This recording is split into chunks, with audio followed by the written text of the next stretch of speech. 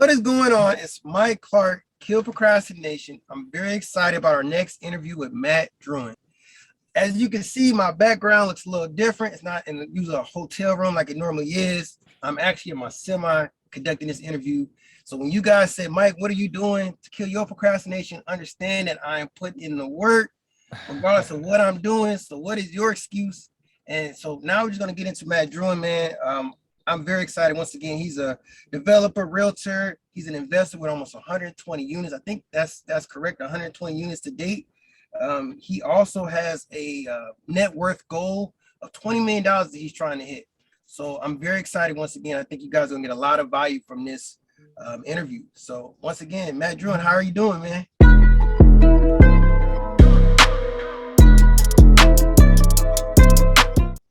Oh, I'm doing great, Michael. Thanks a lot for having me on, man. And yeah, you're out there making no excuses. Like, yeah, most people will be like, oh, I've always wanted to do a podcast, but I'm on the road or I'm too busy or I have kids. And here you are, you're in the back of your truck, right? Yes, I am. And doing that. I mean, this is just amazing. So you're inspiring me, man. So I appreciate that. And let's go first into just your introduction. You talk about your beginning and what led you to real estate. Yeah. So, a lot of my friends said, they're like, Matt, how are you so motivated? And, I was not always this person. I was very directionless as a young adult. So I didn't know what I wanted to do in my life. I would oftentimes, spend time gravitating towards people that would, give me attention. And that was, what drove my loyalty to people. Right. And anybody that would essentially give me direction, I followed. I was a big follower. And I led that type of life until my early 20s. It kind of took me seeing, my parents pass away in my 20s, both my mom and dad, different times for health reasons. And it was really that event and trauma from that made me realize, like, all right, they were on the same plan as a lot of other Americans, right? Get a job, work hard. My parents were incredibly hardworking people. My mother was a dialysis nurse, working crazy hours. By the time she got home after dealing with all her patients, pouring into her patients all day, she had to basically lay down on the couch and just relax. And my dad was, working at Genesee Brewery as a general laborer. He was selling real estate on nights and weekends. So my parents were really not very, very present in my childhood. That's why I had, named my baby daughter after my grandmother, Ruth, because my grandmother had a huge part in myself, my brother's life in terms of bringing us up.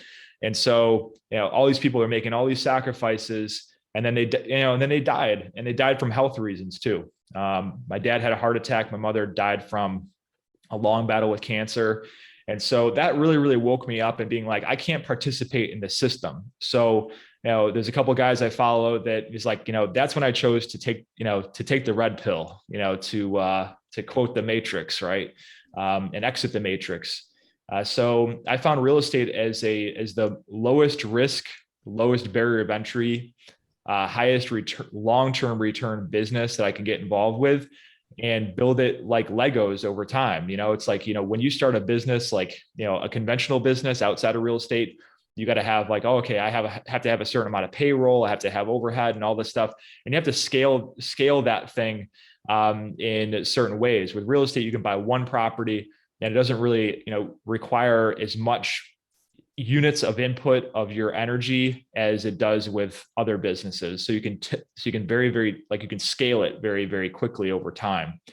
So that's kind of what led me into getting involved with real estate when I was 22 years old. Wow, that is powerful. And man, what I want to go back to the last part you said on the energy aspect of it, because I actually went through your Instagram earlier, and one of your biggest things was you were in Airbnb for a little bit, and then you said how you didn't want to do it anymore because of the energy it took, and then because you forgot to fill a salt shaker or something like that, and you got a bad review. Like, I'm actually currently doing Airbnb myself, and I'm noticing those exact same things. It's very time consuming. It does take a lot of energy. And if you don't have those systems in place once you get started, it's just, it becomes very, very difficult.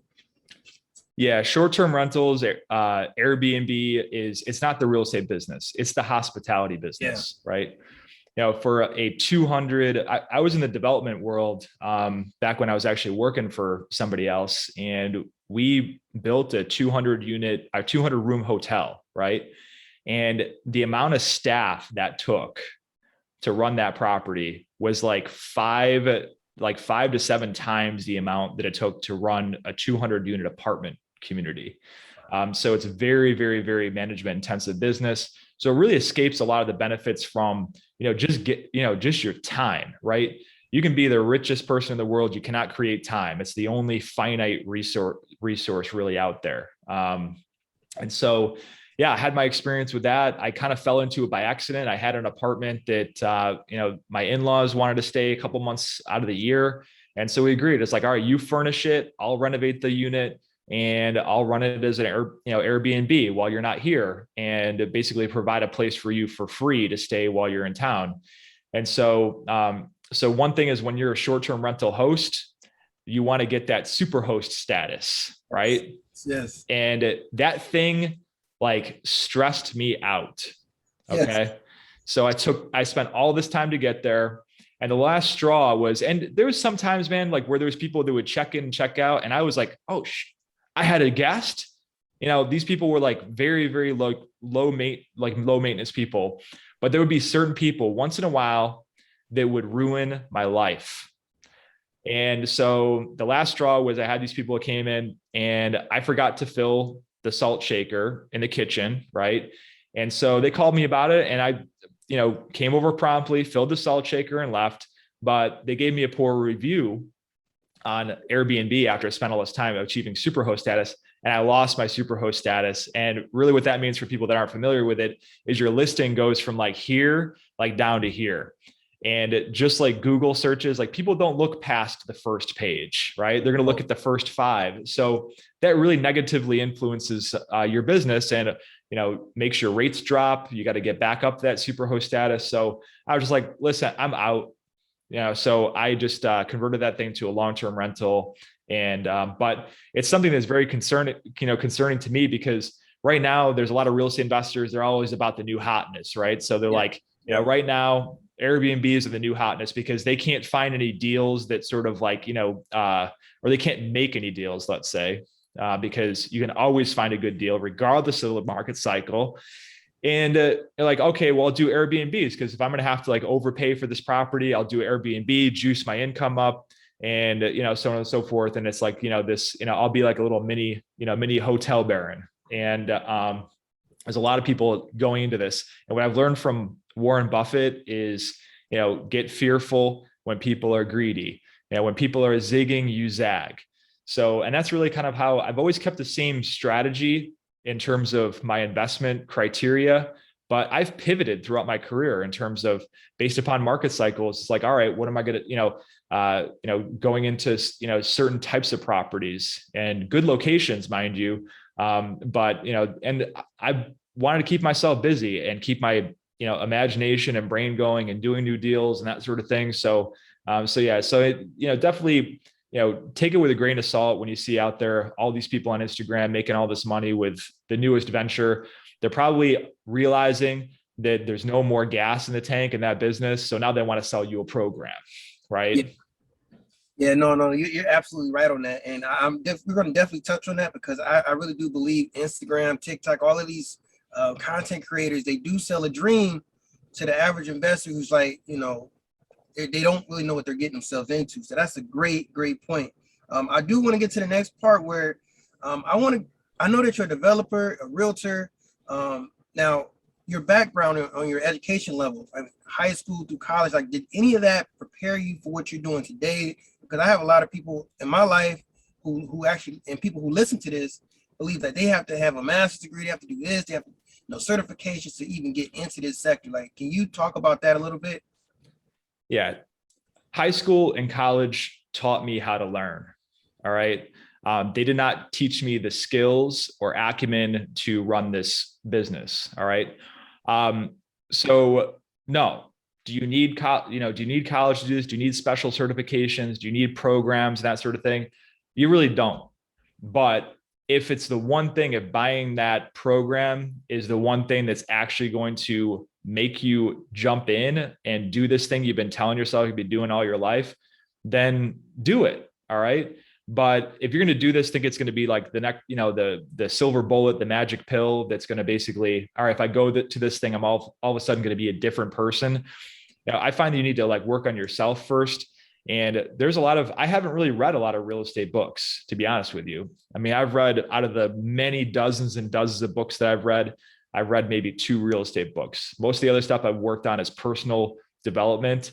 And then also taking manageable risks and jumping into things that are kind of outside my comfort zone, because I know that's where I'm going to grow. I may get my teeth kicked in the process, but that's tuition. And it's a lot less tuition you have to pay than going to a 2-year or 4-year school. That is for sure.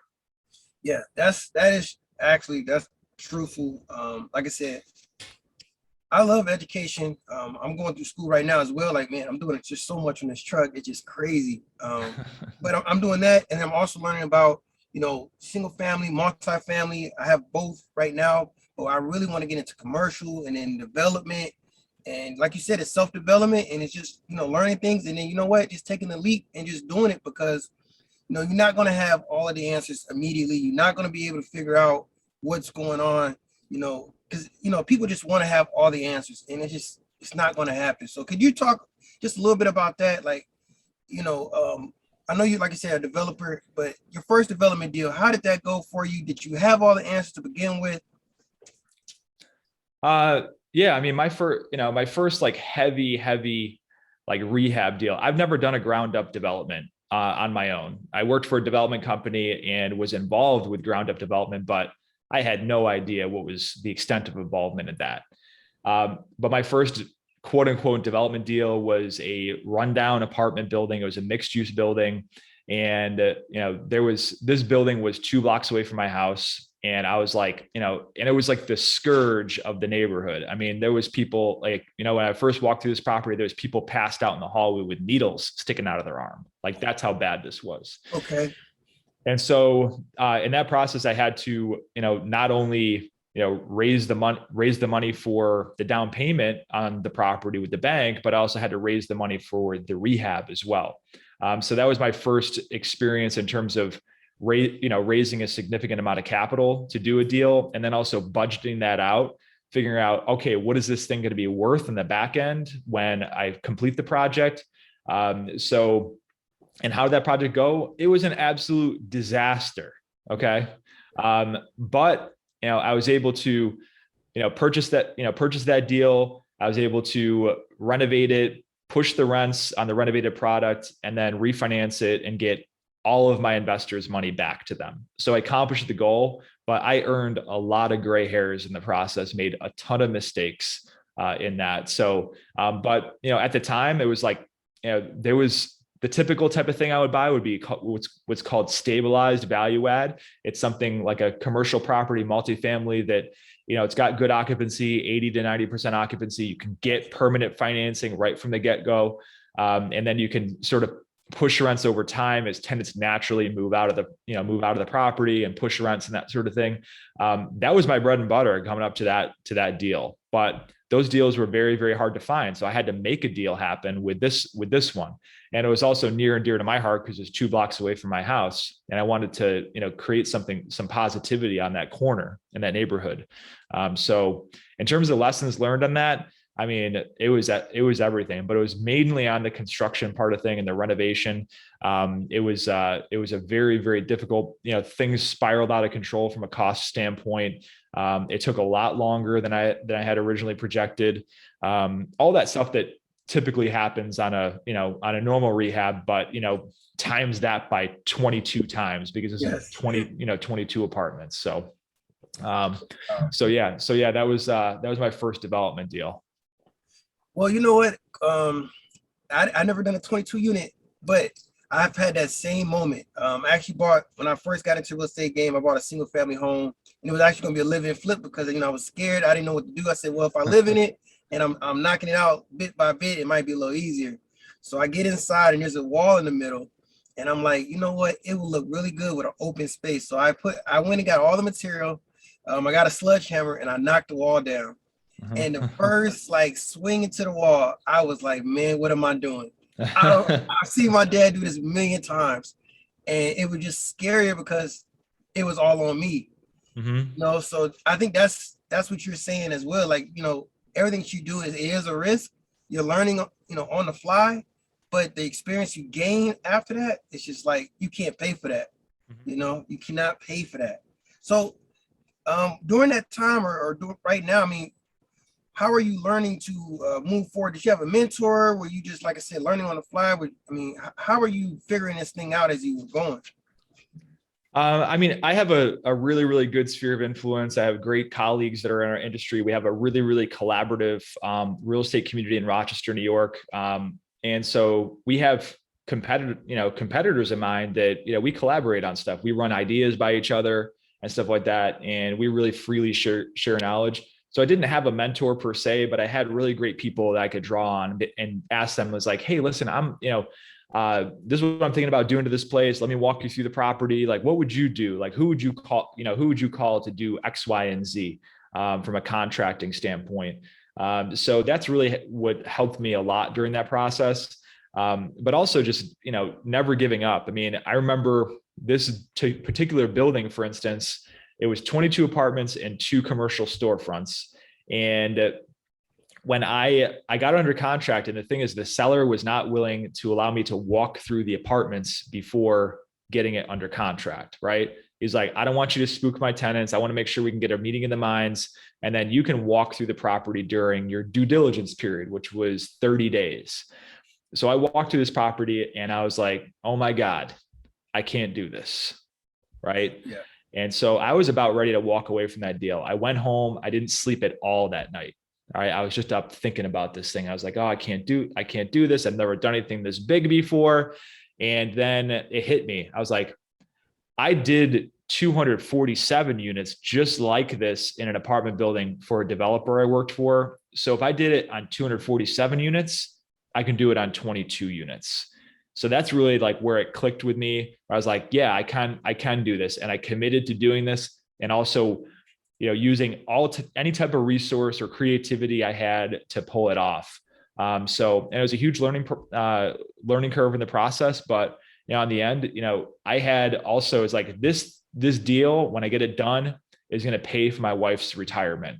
If she wants to retire early from teaching, because she's a math teacher.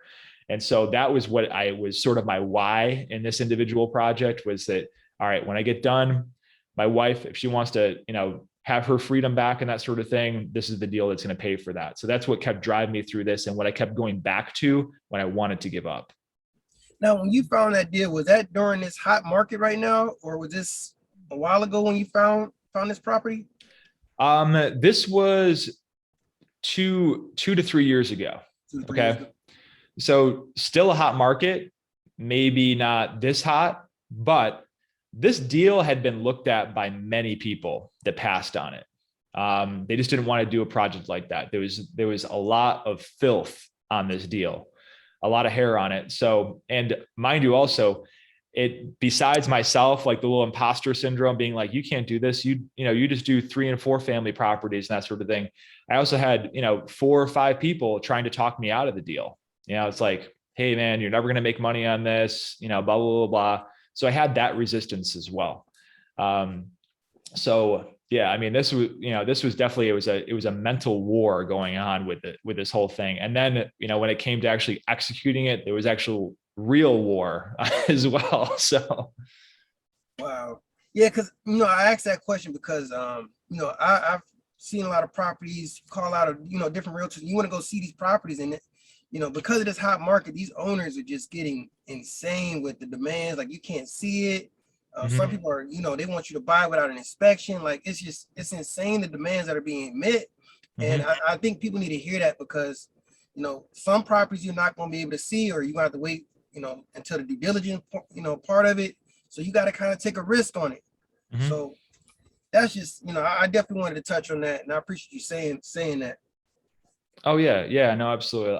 I think regardless of markets, like you can find deals. It's just they may be more plentiful or more scarce depending upon the market. It's just you may have to make more offers. You may have to see more properties. So yeah, we're still finding deals in this marketplace. So yeah, there's definitely no excuse.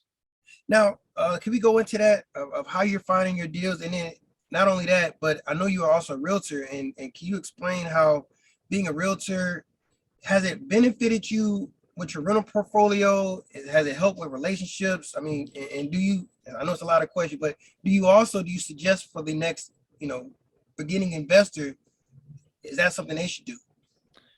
My real estate license really hasn't helped me that much. It's the experience as being a realtor that's helped me a lot, Okay. because I've been exposed to a lot more transactions than, let's say, your typical investor. When you're involved with representing a buyer or a seller and seeing a deal from start to finish and how that panned out, it allows you to take sort of a bystander position and not take the risk associated with actually being the investor in the deal. So that's definitely helped me. But my license, that certificate itself, like has not helped me as much as some people think, is that, oh, I'm going to be an investor, I got to get my real estate license.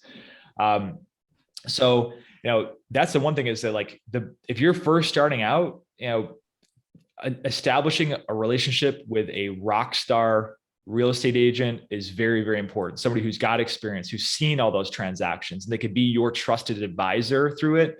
There's a lot of people that think like, oh, if I deal directly with the seller, then, there'll be the listing agent will get me the deal, because then they don't have to share their commission with a buyer's agent. Like that's really, like, sometimes once in a while, but for the most part, listing agents' loyalty is to the seller. Okay. They want to get the highest price possible for the seller. So their best interest is not your best interest is not in their heart. And so, it's like, it's one of those things. Is it essential to get it? No. But if you want to be a realtor, then you have to get a license. So, but just don't get your license because like, oh, this would be nice to have because I'm a real estate investor. If you're looking to, like, let's say, quit your full-time job and you're like, I need to find some type of source of income that keeps me in that sort of real estate vein, and keeps me exposed to it so that I can transition over to replacing that income with cash flow from real estate, then that's a good approach, I would say. No, I totally understand. And that's I guess a perfect segue into the next thing is like, we hear certain things like, you need to be a realtor, you need to work on, becoming, there's a lot of people in your head saying, hey, you need to get this, and this, and you're just debunking those things. Like, look, you can get started with this, you can get started with that. It doesn't have to be very specific because you're going to learn along the way. Mm-hmm. So we're going to go back to what you were saying in the beginning of how you believe these content creators are just, motivating other investors to just go all in, and really all they're doing is trying to motivate you to buy a course. I mean, can you explain, how do you find real content that's going to help them learn about what they want to do, specifically in the real estate world? So the content you see out there is very, very surface level. You got really, really nice, like sexy videos and that sort of thing with like good looking people that are putting it together. So it's very, very attractive, right? The way that you learn is through the unsexy stuff. All right. If somebody looks at a book, that's not so sexy as looking at a book. All right. So read books. You can get a free library card and get access to most of the fundamental real estate books to help you learn the acumen. Listen, I love to listen to podcasts. I still listen to a lot of real estate podcasts, and that allows you to get like really kind of like below that surface level. Listen, by watching 15-second TikTok videos, like, you're not going to learn you can't learn anything in 15 seconds. You can't learn anything in 1 minute or even 8 minutes. You got to go deep. You got to go deep on the content. And for those of you out there that are like, oh, I don't read, I'm not a good reader. I'm not a good reader either. what you got to do is you got to say, all right, well, if I'm not in the habit of reading and putting stuff into my mind and upgrading my operating system, read 1 page a day. That's it, right? When you get used to reading 1 page a day, read 2 pages a day. And what you're going to find, a habit that you develop, is you're going to be reading a book a week. I have friends that read a book a day. So that's really how it's going to translate into you being a high performer in terms of getting the acumen and getting the knowledge and learning from other people's experience. But also it's going to get you like in that track of mind, right? It's eliminating the distractions, because when you're reading, you're not watching, whatever, The Bachelor or Bachelorette, or all that stuff that's really not, or the news too. It's like, forget about the news, man. If you want the news, like, go out your front door, talk to your neighbor, right? It's not going to help you. It's all negativity out there meant to sell ads. So anything. Absolutely, you're right. I mean, there's a motive behind it, so you definitely got to pay attention. You're absolutely right. I do want to go into, we talked earlier about becoming a realtor and how that really hasn't helped you. It's more about your relationships, and I guess that would kind of caveat off of finding the right content creator. Like, how do you build those relationships? How are you doing it, as an individual? So, I mean, I get out there and meet a lot of people. I go to industry events. I'm a part of NYSCAR, which is a New York State Commercial Association of Realtors. So I go to their events. I talk to their members. I'm a NYSCAR member myself because I'm a broker. But all the brokers know that, all right, Matt's a developer that just happens to have his real estate license. Okay. So that's how they build a relationship with brokers. Then also for properties, even if I'm not interested in properties, I find on LoopNet, I call the broker. I'm like, hey, can you tour me through this property? Not sure if I might be interested or not, but I saw it. It was a little bit intriguing. And that allows you to get FaceTime with that broker. And it also helps them, because if they're getting no showings in a property for their client, you're going to help them by getting a showing and getting some feedback to them as to why that deal didn't work for them, so that they can properly advise their client. So just doing those things, like at 1:30 today, I'm having lunch with one of my bankers, right? And then just making habits of these things, right? You want to be touring one property a week with a broker.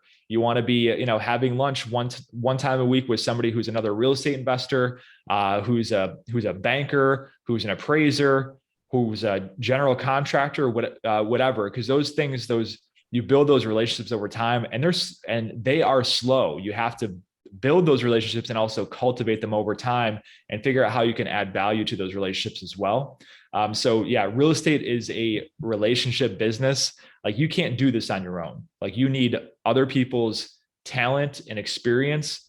And this is the great thing about it, is like, I pay my attorney about like $250 to $300 an hour, right? He went to school and has 20 years of experience, right? Yep. Like, that's cheap, right? If you get the benefit off of his 20 years experience for $200 an hour, you at least get, as much time as you want with them. So that's, I understand how you're leveraging that, and that makes total sense. Now, what I want to go into next is just, I want to kind of round this whole conversation off, because you've given a great amount of value to the listeners, people that's watching this right now. So that new investor that wants to start up, say they want to just go straight into the development or multifamily, I mean, what would you suggest on how to get started? My suggestion, if you haven't done a deal yet, number one, do a deal. All right. Regardless if it's single family, multifamily, short-term rental, whatever. Right. But for the first deal, I would always make sure that it's something that is not a complete wreck. That's not a complete, vacant commercial building.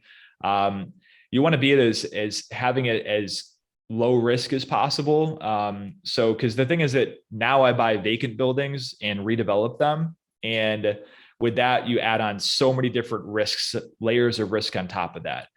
So you want to make sure your first deal is going to be a win. Because if it's a disaster for your first deal and you end up, losing the property or something like that, That's not the way I would go. But get out of this analysis paralysis and just do a deal. There's so much things out there. Do I do self-storage? Do I do multifamily, single family, short-term rentals? All that stuff. So if you're sitting on the sidelines, you're not going to get the experience with your first deal. But I have people that have never done a real estate deal in their life that they want to develop a property like a piece of dirt, right, and to do a ground up construction. There's just way more moving parts in that than you're really taking account for. Because myself, I started doing vacant commercial properties just 2 years ago, and I've been doing this for 15 years. I think I'm barely scratching the surface of what I can learn and the mistakes I can make in the process. And I've been doing this for 15 years, right? So, that's what I'm saying is like, I'm not looking to discourage anybody from, doing that stuff, but, keep it simple on the first one, right? And then start building up on that. And after you've gotten 2 or 3 deals, it doesn't take 15 years. You don't have to, do it as long as I have to start doing the stuff that I do. But, because with me, I've had those limiting beliefs over time that have held me back from, pushing the envelope and pushing myself outside of my comfort zone. But get a couple of deals under your belt first, and then also be talking to people during the process, talking and building relationships with people that are doing what you want to do. On the redevelopment deals that I do, it's not so much for the money aspect, because myself, I'm sustained economically. Like, I don't need to do any more deals. I'm doing it more for the learning part of it and also the impact part of it. Because, when you take a vacant commercial property that's been, blighted and, for 20, 30 years, vacant, abandoned, I get a lot of joy out of reactivating that property and the benefits that it creates, not just for the tenants, but also for the neighbors in that community. That's really where I'm getting my value on it. So if the deal doesn't make any money, but at least the building pays its bills and I can pay all my investors back, that's fine by me. If I've learned that's free tuition. Tuition's expensive. Just get that in your mind. So that would be my advice on doing somebody's first transaction. You know what? You said something that I've heard you say before. Like I said, I've been following your page religiously at this point. You said, somebody when you first talk to them and you sit down and you ask them why you want to do this. And if they come out and they say, hey, I'm just trying to make more money, or, something like that, that's a red flag right there. Or, we're short on money, I'm trying to earn more money. Like, that's the way you really don't want to start off that way, because if you're bad with money now, if you're thinking that type of way and that type of mindset, you're really not gonna get no value out of what the real estate game is. Like you said, what you're doing, it means more to you because you're redeveloping and you're bringing more structure back to whatever, neighborhood it was previously. Like, you're bringing it back up. Mm-hmm. And that really hit right there. Oh yeah. I mean, I've said many times, like, real estate's not going to save you. Like, if you're having money problems, like, real estate's not going to save you. Right. So, and the thing is, like, just think about this. If you don't spend money, you don't need to make money. You can be financially free right now. Right. Just walk up and down the street. You'll see people sleeping on the sidewalk that are financially free. Yeah. Okay. Yeah. So it's a balance, but you want to take a look at, like, all right, you want to get in the real estate business. Like, you get in the real estate business, you buy a property, an income generating property is a business. How are you running your personal business? Right? Is that optimized? Look at that first. Yeah, no, absolutely right. Absolutely. I want to go ahead and just wrap up the conversation, because this, like I said, for the listeners and the viewers, man, this is tremendous value. I really appreciate what you're saying to us. This podcast is a little different because I don't like to break down too many deals or properties and go into deep numbers. I think this is more about motivation and getting you started. And that's what people need to understand. Like, look, you need to get started. You need to just, like Matt said, just get one deal and start from there. Learn how to communicate with the contractors. Learn how to, make sure that you can get this property together. If you got to YouTube things and ask different questions to figure out how to fix the plumbing, piece, then that's what you got to do. Because you're absolutely right. I did my first deal and I didn't know what I was doing to begin with. I see my dad do it millions of times and I'm like, I can do this. I go on YouTube and you think you could rule the world, you could just fix any problem. But we know that's not true, but doing that first deal, it's gonna break the ice. It's gonna let you know, can you really do this? And it's gonna get you out that mindset of saying, hey, I gotta learn more and more and more. And here you already did your first deal and you have no choice at this point. You got to see it through. Mm-hmm. So I just really appreciate what you're saying, Matt. And I think the listeners are going to say the same thing. Now, I do want to break down one deal that you've done, like maybe your last deal or whatever your favorite deal was. And then if you could just give us what you learned from that deal and, how are you applying it moving forward? Okay, I would say that the most recent deal that I brought full circle, because some of these properties take many years to bring full circle. So the most recent property I brought full circle was a office building that I bought back in 2017, and it was my first $1 million transaction.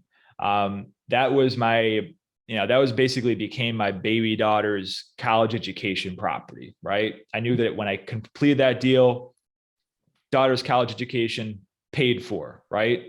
A lot of parents stress out about that, right? Yeah, definitely. And if she chooses to go to college, like that's her, that's her choice. I'm not going to push her anyway, but I know that if she chooses to do that, then that's my pass down in terms of generational wealth, so that she doesn't have to try to run off to the races with her shoes tied together, which stands for student loans, right? Oh yeah. But yeah, that was a commercial office building. It was about 16 offices.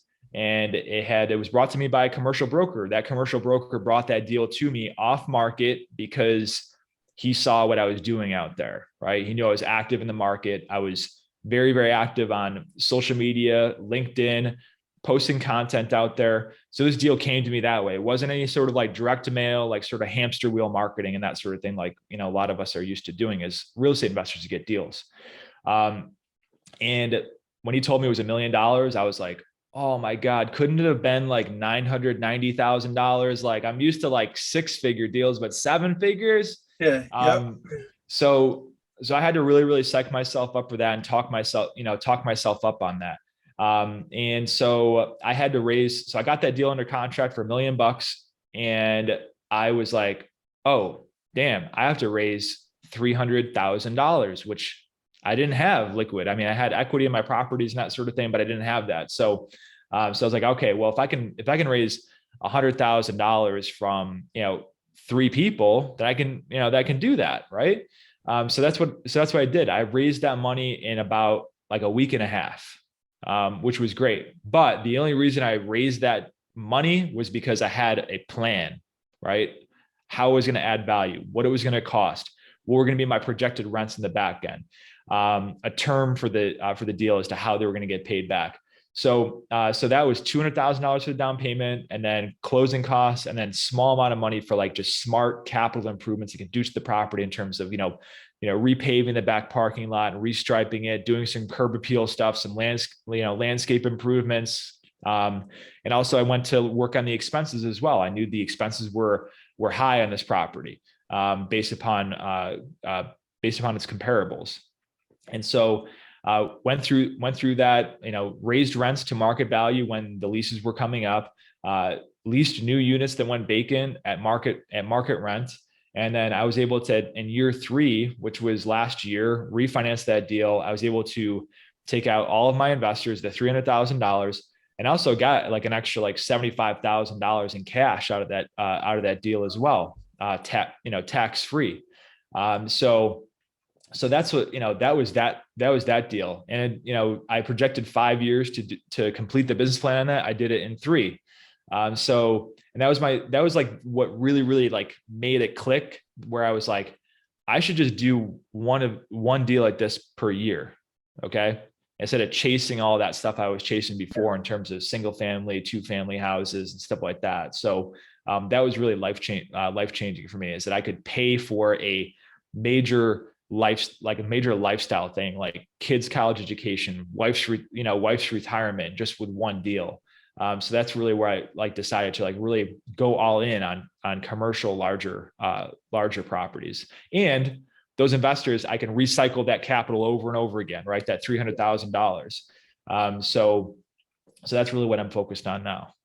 Now, Matt, that deal you did did you finance it with an SBA or how did you finance that deal? I financed it with a community bank. Community bank? Yep. So Yeah, was it a conventional? I'm sorry, was it a conventional loan or what kind of loan was it?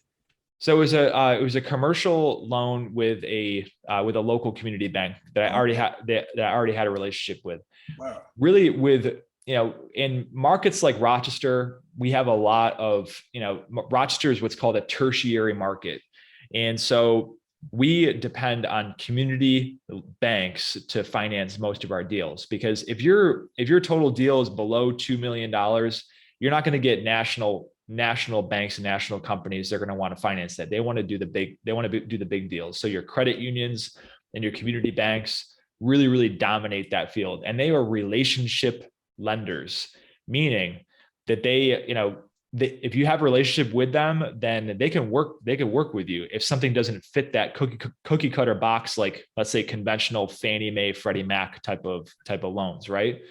And so on that deal in particular, for instance, I couldn't make my numbers work on a 20% down 20-year amortization on this deal. And that's what the bank's policy criteria is that you could do 80% loan to value and a 20-year amortization, or a 75% loan to value and a 25-year amortization. So it was because the relationship that I had with that lender, they're able to do a 25-year amortization. I was able to make my numbers work from a cash flow standpoint, so I could pay my investors monthly the rate that I was promising them. So that's really powerful in that, and that anything that's above 5 family and above is going to be the commercial space. And it's probably going to be if you're living in a secondary or tertiary market, it's going to be community lenders that are going to be your partners in that. Now, real quick, how long did it take you to find those banks or the community banks that you have now? Oh, I'm sorry. Could you repeat that yourself again? I was saying, well, how long did it really take you to find those banks? Because we have some people who they might pick up the phone, they call one bank, they get a no, they're done. How long did it take you to find and build that relationship? I mean, I did my first deal with them back in 2007. So it's been a while, but I've done other deals with community banks where I did one transaction with them on a smaller deal, and then I had them do the permanent financing in an apartment building that I bought. So and that's the thing, community banks, like, just because one tells you no doesn't mean that everybody's going to tell you no. Community banks, they set their lending criteria based upon their deposits, what their board of directors wants to lend on. So there was a period of time during COVID, for instance, where there was community banks that were just like, we're not doing multifamily anymore. Yeah. All right. But there's always, banks, they have overhead. They got to pay the people that are the tellers, the people that work at the banks, and that sort of thing. Those get paid based upon loan income that they do. So there'll be certain banks that will get, they'll want to take more risk. They want to lend more on multifamily and cut deals with investors on stuff that may not, sort of fit inside that box. So yeah, if one bank tells you no, keep calling. There's a lot of them in your town, believe it or not. Banks and local credit unions. No, that's absolutely true.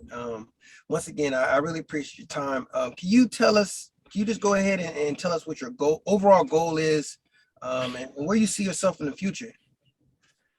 So yeah, my end goal is to scale to $20 million net worth, as you said earlier in the podcast there. And the reason behind that is because our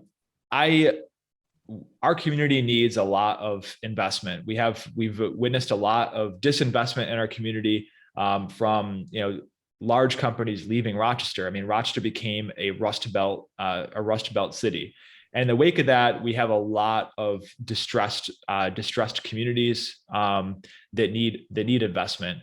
So my goal is in that $20 million is when I die, is for that to be an impact investing fund to lend and also invest in real estate deals long after I die. And I want to be able to have that fund invest $1 million a year, which is 5% of $20 million. And then keep investing and growing over time. And that can be real estate equity. It could be real estate loans, like private real estate loans, like hard money loans that at a more reasonable rate. And then also can be for startup businesses, like seed capital for startup businesses, operating capital and growth capital for already existing businesses that are locally right in our city of Rochester. So that's my end goal and what I'm working towards in terms of growing and accumulating assets over time. Wow, that's powerful. I appreciate what you're saying. I appreciate you taking the time out to talk to me. I want to let people know, man, I communicated with Matt via Instagram, man. Like it was just great that I could actually message somebody and you reply back in a timely manner. I knew you were busy, and I was like, well, I'm going to reach out and see what happens. But understand that he's really taking the time out to, motivate the community, motivate my community. And you can learn so much from him. And I really hope you guys follow him, comment, subscribe to his lifestyle and what he's doing, because you can learn a lot. And Matt, can you just please put your handles in and how to contact you? That'd be great. Yeah. So depending upon if you're on Instagram, my handle is Matt M Drouin. That's MattMDrouin. You can find me by my name, Matthew Drouin, on Facebook. Same thing with YouTube, LinkedIn, whatever platform you're on. I'm usually on. I strive to be omnipresent in the world of real estate investing and money. So yeah, and that's one of the things I'm obsessed with is talking about real estate and money and how I can help people kind of get started. And also, if you have like 2 or 3 properties under your belt and you're like, how do I scale this thing to replace my income? Like that's where, I'm an expert at. I've talked a lot of people into quitting their jobs. So, don't contact me if you're like, oh man, this one guy was a, high paid salesperson. He sold buses for a living. Right. And it's an incredibly demanding job, and he flipped 4 houses in 1 year. Right. He's like, I'm trying to figure out like how to, do this and scale it so I can replace my income. I was like, fool, you flipped 4 houses in a year while having a full-time demanding job. I was like, quit your job, man. You'll figure it out if you're able to do that. Definitely. So sometimes and that was one conversation. Right. I mean, and I talk to this guy once in a while, but it was from that one conversation can change your life. Especially somebody who's like in your court that wants to be your cheerleader. Like I'm that guy. And I love to help people, get that and achieve that freedom and peace of mind from money. Cause there's a lot of people that are driven to do stupid things because of money or the lack thereof. And that's really what's holding us back as a country. Because, we're trained as Americans to be very good consumers. Right. And so definitely reach out to me. And also go to our website if you want to check out what we're doing and projects at www.oakgrovecompanies.com. That's OAKGROVECOMPANIES.com. I think I got that right. We'll definitely make sure we put it in the description box so they'll be able to find you. Yeah, I was a spelling bee champion in elementary school. So, but no, Michael, thank you very much for having me on. I appreciate it. And anytime you want to talk about a topic, I'd be happy to be your guest. I'd be honored. And awesome. Thank you for your service to our country. Oh, I really appreciate it. Thank you for the support. Once again, thank you for taking your time to do this. Very punctual. I really appreciate it. Thank you again. Hey, thanks, Michael.